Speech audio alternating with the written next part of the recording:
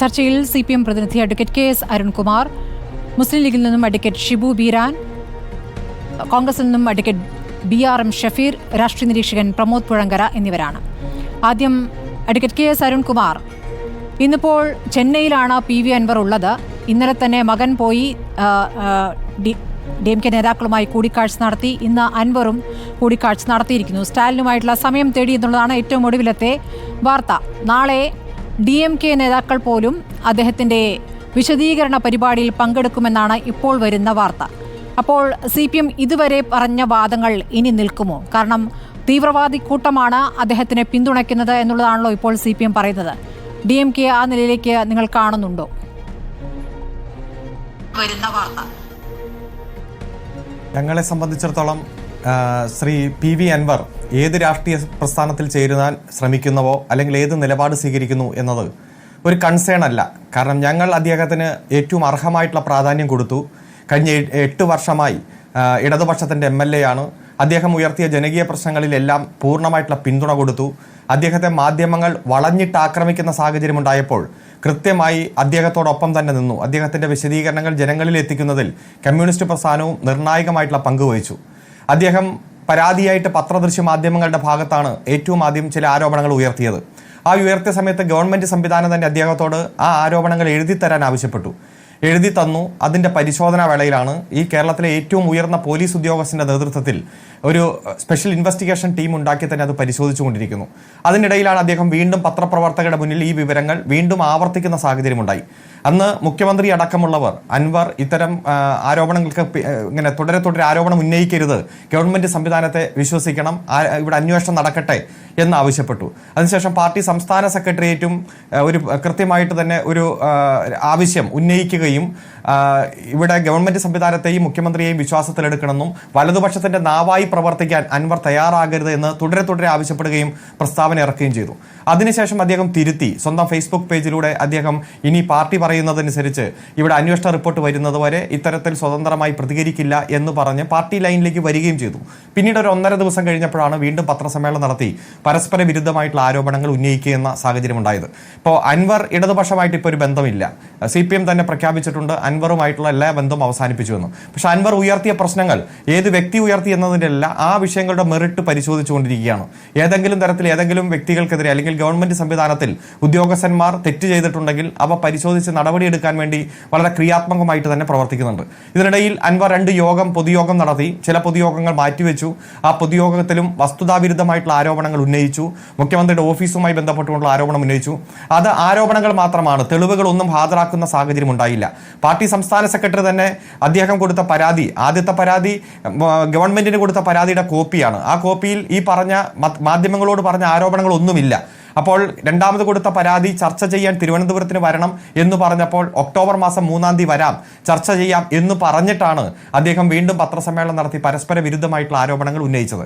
അതുകൊണ്ട് അദ്ദേഹത്തിന് ഇനി അദ്ദേഹത്തിൻ്റെ വഴി, ആരോടും ചേരാം, ആരോടും ചേരാതിരിക്കാം, എന്തും നിലപാടും സ്വീകരിക്കാം. ഇടതുപക്ഷത്തെ സംബന്ധിച്ചിടത്തോളം ഞങ്ങളുടെ ഒരു പാർട്ടി അംഗങ്ങളോ അനുഭാവികളോ അദ്ദേഹത്തിൻ്റെ പുറകെ പോകുന്ന സാഹചര്യമില്ല. അദ്ദേഹം കോഴിക്കോടോ മലപ്പുറത്തോ കണ്ണൂരോ എവിടെ പോയി പൊതുയോഗം വിളിച്ചാലും പ്രസംഗം കേൾക്കാൻ ആരെങ്കിലൊക്കെ പോയിട്ടുണ്ടാവും. പക്ഷേ ഇടതുപക്ഷവുമായി ബന്ധപ്പെട്ടുകൊണ്ട് ആരും പോയിട്ടില്ല. അതുകൊണ്ട് അദ്ദേഹം രാഷ്ട്രീയ പാർട്ടി രൂപീകരിച്ചാലോ മറ്റേതെങ്കിലും പാർട്ടിയുടെ ഭാഗമായി മാറിയാലോ ദേശീയ പാർട്ടിയുടെ ഭാഗമായി മാറിയാലോ ഇടതുപക്ഷത്തിന് ഒരു കൺസേണുമില്ല. ഞങ്ങളെ സംബന്ധിച്ചിടത്തോളം ഇവിടെ ഉയർത്തപ്പെട്ട പ്രശ്നങ്ങളിൽ മാതൃകാപരമായി അന്വേഷിച്ച് നടപടി സ്വീകരിക്കും. അല്ലാതെ ഏതെങ്കിലും തരത്തിൽ അദ്ദേഹം ഇത്തരത്തിൽ ആരോപണം ഉന്നയിച്ചാൽ ആ ആരോപണത്തിന് കീഴ്പ്പെട്ടു പോകുന്ന സാഹചര്യം നമ്മുടെ മുന്നിലില്ല. അത് മുഖ്യമന്ത്രിയും പാർട്ടി സംസ്ഥാന സെക്രട്ടറിയും കൃത്യമായിട്ട് തന്നെ വ്യക്തമാക്കിയിട്ടുണ്ട്. അത് ഇടതുപക്ഷ പ്രവർത്തകർക്കെല്ലാം ബോധ്യമുണ്ട്. മാധ്യമങ്ങൾ വലിയ തരത്തിൽ അദ്ദേഹത്തെ വളഞ്ഞിട്ട് ആക്രമിച്ചിരുന്നു. ഇത്രയും പറഞ്ഞ സ്ഥിതിക്ക് താങ്കൾ ഇത്രയും വിശദീകരിച്ചുകൊണ്ടാണ് ഞാൻ അതിലെ ഉപചോദ്യം ചോദിക്കുന്നത്. താങ്കൾ പറഞ്ഞത് ശരിയാണ്, അൻവർ ചില കാര്യങ്ങൾ എങ്ങനെയൊക്കെ പ്രതികരിച്ചു എന്നുള്ളത്. പക്ഷേ അതിൻ്റെ ഓർഡർ ശരിയല്ല എന്നേ. മുഖ്യമന്ത്രി വാർത്താ സമ്മേളനത്തിൽ സ്വർണ്ണക്കടത്തുകാരെ സഹായിക്കാനാണ് അൻവർ പ്രതികരിക്കുന്നത് എന്ന് പറഞ്ഞ ഘട്ടത്തിലാണ് അൻവർ ഇടഞ്ഞു തുടങ്ങിയത്. അതിനു മുമ്പ് പോലീസിനെതിരെ, പോലീസിലെ ചില ഉദ്യോഗസ്ഥർക്കെതിരെയാണ് അൻവർ പറഞ്ഞത്. അതോടൊപ്പം പൊളിറ്റിക്കൽ സെക്രട്ടറിക്കെതിരെയും പറഞ്ഞു. അപ്പോൾ എങ്ങനെയാണ് മുഖ്യമന്ത്രി ആ വാർത്താ സമ്മേളനം നടത്തിയത്? പിന്നീട് ഒരു പൊതുപരിപാടിയിൽ ചെന്ന് വീണ്ടും അത് ആവർത്തിച്ചത്, തൃശ്ശൂരിലെ ഒരു പൊതുപരിപാടിയിൽ അതിൽ ഒന്നുകൂടി ഊന്നിക്കൊണ്ട് അൻവറിനെ തള്ളി ആ രൂപത്തിൽ പ്രതികരിച്ചത് എന്തിനാണ്? ഒരു കാര്യത്തിൽ അന്വേഷണം നടത്തുകയാണെങ്കിൽ, അൻവർ പറഞ്ഞ കാര്യങ്ങളിൽ കൃത്യമായ അന്വേഷണത്തിലേക്ക് പോവുകയാണെങ്കിൽ അന്വേഷണം കഴിയുന്നതുവരെ ഈ രൂപത്തിൽ അൻവറിനെ തള്ളി പ്രസംഗിക്കുമായിരുന്നു. അതിനുശേഷം ഇന്നലെ വരെ നേതാവായ പാർട്ടി സെക്രട്ടറി പറയുന്നത് എന്താണ്? തീവ്രവാദികൾ ആണ് ഇപ്പോൾ അൻവറിന് പിന്തുണ നൽകുന്നതെന്നാണല്ലോ. അതാണ് ഞാൻ ചോദിച്ചത്. DMK-യുമായി സഖ്യത്തിലാകുമ്പോൾ ഒരു ചെറിയ പാർട്ടി രൂപീകരിച്ച് DMK സഖ്യത്തിലേക്ക് പോകുന്നു എന്നുള്ളതാണ് ഇപ്പോൾ നമുക്ക് ലഭിക്കുന്ന സൂചന. അങ്ങനെ വരുമ്പോൾ നിങ്ങൾക്ക് അൻവറിനെ തള്ളി പറയാൻ സാധിക്കുമോ? ഇപ്പോൾ പറഞ്ഞ കാര്യങ്ങൾ തിരിച്ചെടുക്കുമോ? കാരണം അൻവറിന്റെ പിന്നിൽ ആരൊക്കെയോ ശക്തികളുണ്ട്, അത് കണ്ടുപിടിക്കുമെന്നാണല്ലോ പറഞ്ഞത്. ആ ശക്തി DMK ആണെങ്കിൽ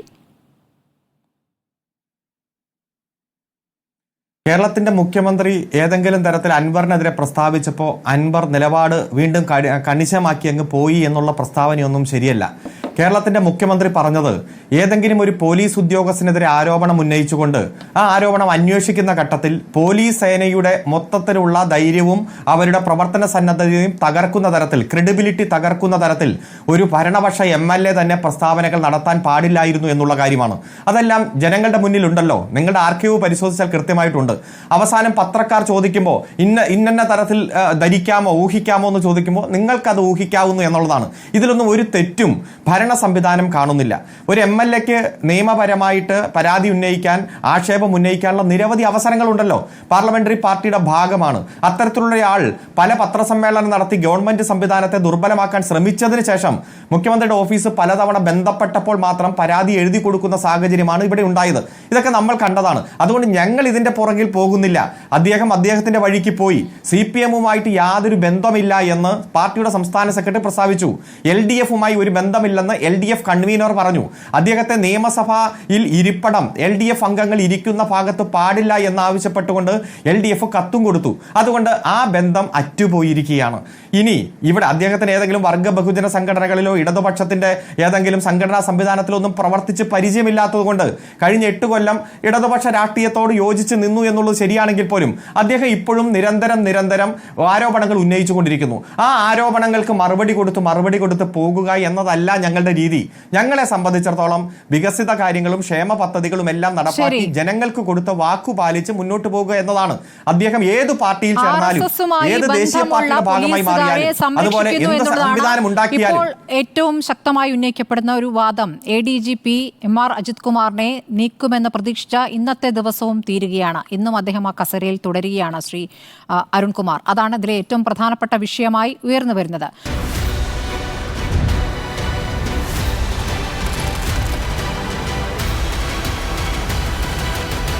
ഡിബേറ്റ് വിത്ത് സ്മൃതി പരുത്തിക്കാട്.